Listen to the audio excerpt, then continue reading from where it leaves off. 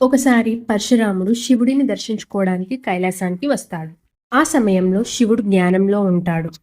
గణేశునితో లోపలికి ఎవరిని రానియకుండా చూసుకోమంటాడు.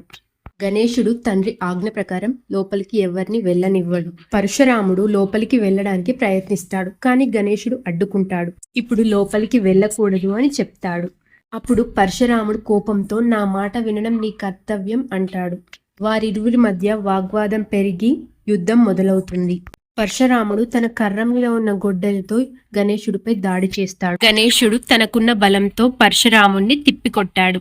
చివరికి పరశురాముడు కోపంతో శివుడిచ్చిన వరప్రసాదమైన గొడ్డలిని విసిరాడు.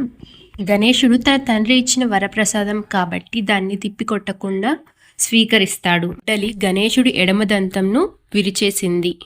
ఆ విరిగిపోయిన దంతంతోనే గణేశుడు మహాభారతాన్ని వేదవ్యాసుడు చెబుతుంటే రాశాడు అని మన గ్రంథాల్లో ఉంది. వినాయకుడంటే మీకు ఇష్టం ఉంటే గణపతి బప్పా మోరియా అని కమెంట్ చేయండి. ఈ వీడియో కనుక మీకు నచ్చినట్లయితే లైక్ చేయండి, కమెంట్ చేయండి అండ్ సబ్స్క్రైబ్ చేసుకోండి మా ఛానల్.